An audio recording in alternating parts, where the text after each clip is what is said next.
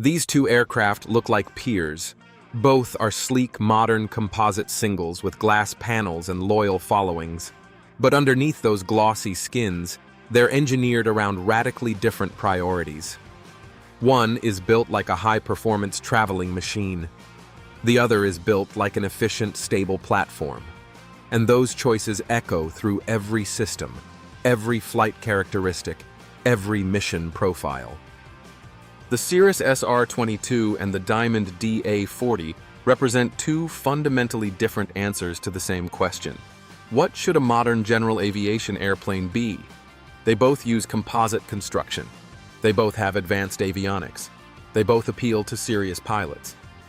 But when you look at the actual design decisions, the materials philosophy, the aerodynamic approach, the cockpit ergonomics, you're looking at two distinct worldviews. Understanding these differences isn't just about picking a favorite. It's about understanding how engineering priorities shape real-world flying, how a wing planform affects approach speeds, how a control system influences workload, how material choices determine useful load and speed. This isn't a versus battle, it's a design study. Let's dissect what makes these aircraft tick. Both companies bet their futures on composites, but they didn't bet on the same composites. Cirrus uses a high-performance fiberglass and carbon fiber hybrid construction. The airframe is built in two halves, bonded together, with a focus on creating smooth, flush surfaces for speed. The SR22 fuselage is optimized for low drag and high cruise performance. That means minimal surface disruption, careful attention to seams, and a structure that prioritizes going fast over everything else. Diamond took a different path. The DA40 uses a carbon fiber reinforced polymer structure with a distinctly utilitarian bent. The focus is on strength-to-weight ratio and damage tolerance. Diamond's construction philosophy comes from their motor glider heritage. They're building for efficiency first, speed second. The DA40's airframe is lighter for its size, which means better climb performance and lower fuel burn, even if ultimate cruise speed takes a back seat. Now let's talk wings. This is where the philosophies really diverge.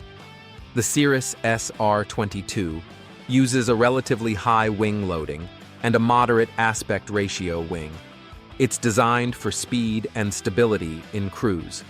The wing planform is optimized for cross-country efficiency at altitude.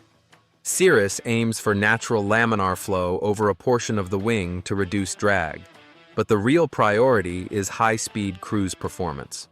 That wing wants to be at 8,000 feet doing 180 knots. It's happy there.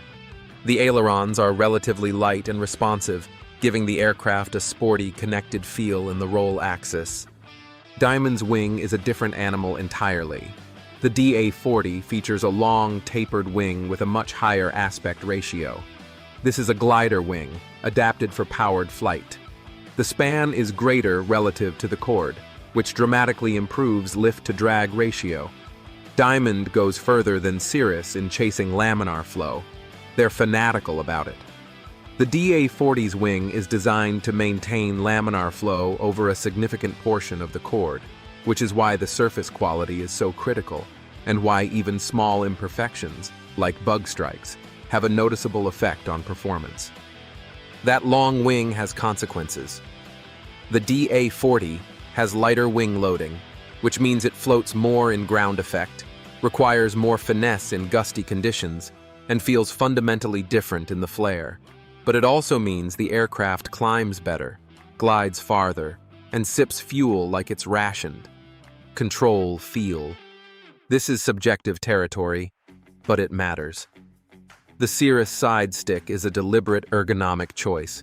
It frees up panel space, eliminates yoke obstruction, and gives the cockpit a jet-like ambiance. The control forces are fairly light, the response is direct, and the airplane feels eager. Some pilots love it. Others find it twitchy in turbulence, or overly sensitive during precision instrument work.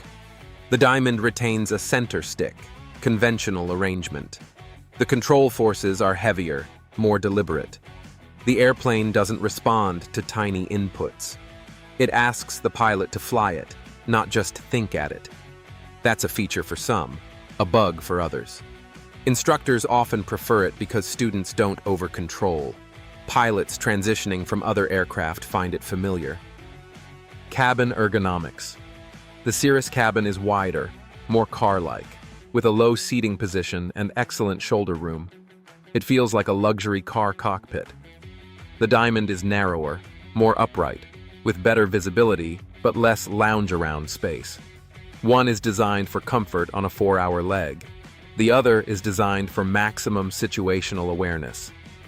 These aren't trivial differences. They set the stage for everything that follows. Let's talk about what pilots actually see and do. Both aircraft typically come with Garmin glass panels, often the G1000NX1 or Perspective Plus variants. So at first glance, the avionics seem identical. But the integration, the layout, the workflow, not the same. Visibility. This is huge, and it's often underestimated. The Diamond DA40 has a bubble canopy with almost unobstructed 360-degree visibility. The canopy is hinged at the front, and it opens wide. The visibility is genuinely exceptional. Pattern work, traffic scanning, clearing turns, it all becomes easier. Pilots coming from high-wing Cessnas often comment that the DA40's visibility is even better because there's no wing above you. It's a VFR pilot's dream and an enormous safety advantage in busy terminal areas. The Cirrus has good visibility, but it's more conventional. The side windows are large, the windscreen is well proportioned, but the canopy doesn't open in flight, and the overall sight picture is more enclosed.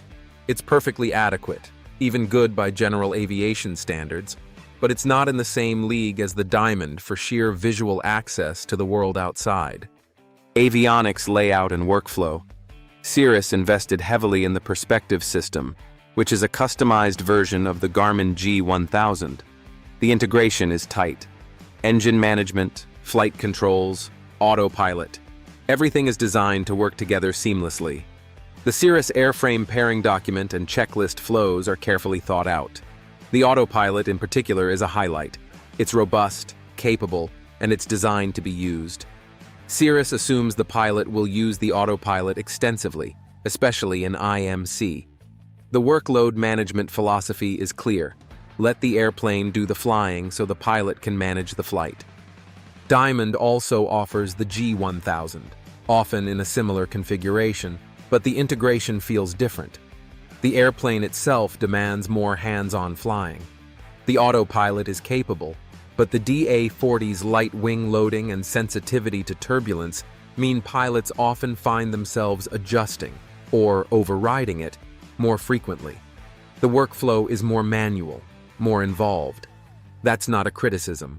For training, it's arguably an advantage. Students learn to fly the airplane, not manage the automation. Workload in IMC. This is where philosophy meets reality. The Cirrus is designed to be a capable IFR traveling machine. The autopilot can fly an entire approach from altitude to minimums.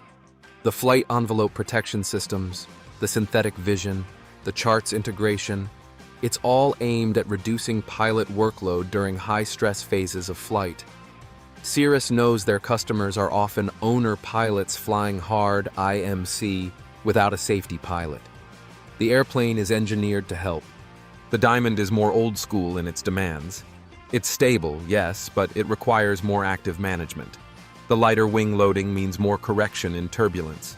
The control forces mean more physical input. It's a better airplane for staying proficient, arguably, because it keeps the pilot in the loop. But on a long, bumpy IFR leg after a full day of work, that can translate to fatigue. One aircraft is optimized for the mission. The other is optimized for the pilot. Both are valid, but they produce different experiences.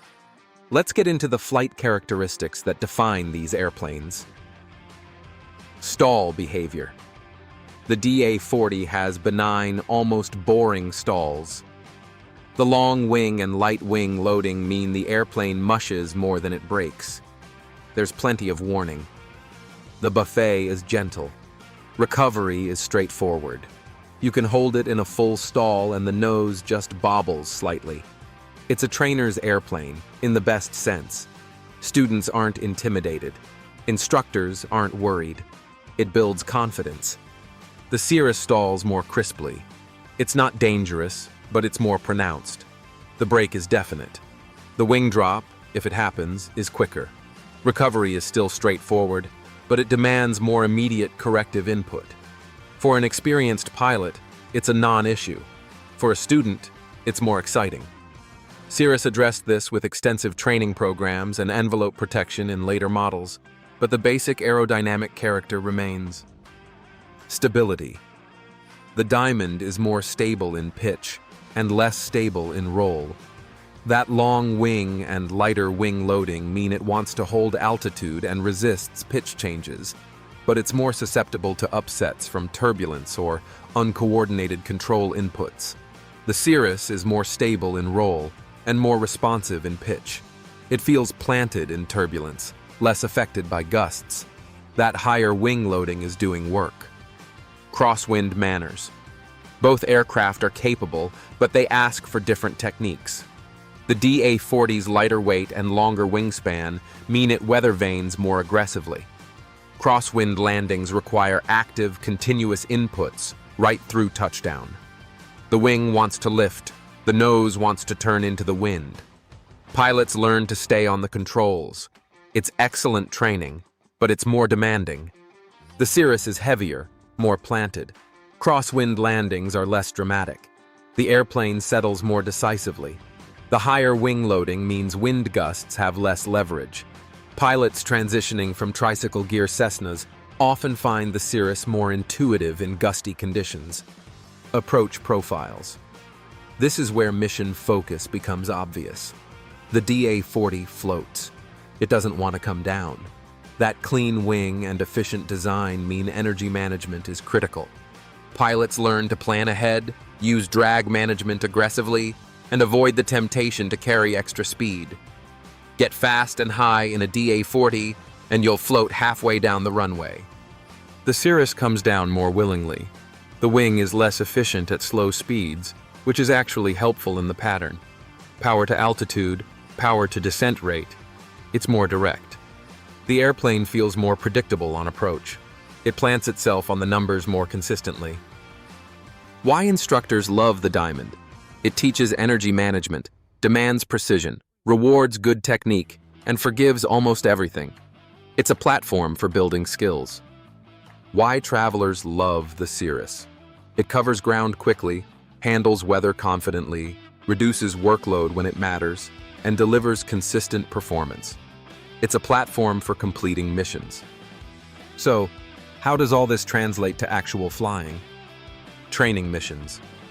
The DA40 excels here. It's forgiving, visible, efficient, and it teaches fundamental skills without electronic crutches. Students log more hours per dollar because of the lower fuel burn. The airplane keeps them engaged. Flight schools love the DA40 because it reduces insurance costs, minimizes maintenance, and produces confident pilots who know how to hand fly an airplane. The Cirrus is less common as a primary trainer, but it's a popular transition aircraft for pilots moving toward ownership. It teaches systems management, autopilot proficiency, and high-performance operations. It's where pilots learn to think like traveling aviators, not just stick and rudder operators. IFR touring. This is Cirrus territory. The SR22's speed, range, payload, and integrated systems make it a serious cross-country machine. A 900-mile leg is routine. Cruise speeds in the 170 to 180 knot range mean real-time savings over slower aircraft. The robust autopilot and advanced avionics reduce workload during long IMC legs. The airplane is built for this. The DA40 can do IFR touring, and many pilots do exactly that, but it's slower and less comfortable on long legs. The narrower cabin, lighter weight, and lower cruise speed mean it's better suited to shorter hops or missions where efficiency matters more than speed. For a pilot building IFR time or exploring regional destinations, the DA40 is excellent. For a pilot trying to replace airline travel, it's compromised. Family trips. The Cirrus wins on comfort and practicality. The wider cabin, better baggage capacity, and higher useful load mean real families with real luggage can actually go places. The kids are more comfortable. The spouse is more willing. The mission success rate is higher. The DA40 is tight with 4 people. Useful load is limited. Baggage space is modest. It's better as a 2-person tourer or a solo pilot's magic carpet. Mountain flying and hot and high operations. The DA40's superior climb performance and lighter wing loading give it an edge in density altitude scenarios. It gets off shorter runways more comfortably and climbs out of mountain valleys with more margin. The Cirrus, especially the turbocharged variants, is no slouch, but the DA40's glider DNA shows. Long legs and fuel efficiency. The DA40 burns around 8 to 9 gallons per hour. The Cirrus SR22 burns 16 to 17 gallons per hour at similar power settings. The Diamond goes almost twice as far on a gallon of fuel. For pilots focused on operating costs, that's transformative. For pilots focused on covering ground quickly, it's irrelevant. So here's the reality. These aren't competitors in the traditional sense.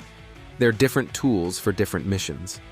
The Cirrus SR22 is a high-performance traveling machine. It's designed for pilots who need to cover distance efficiently, operate confidently in IMC, and arrive comfortable. It's fast, capable, and optimized for real-world transportation.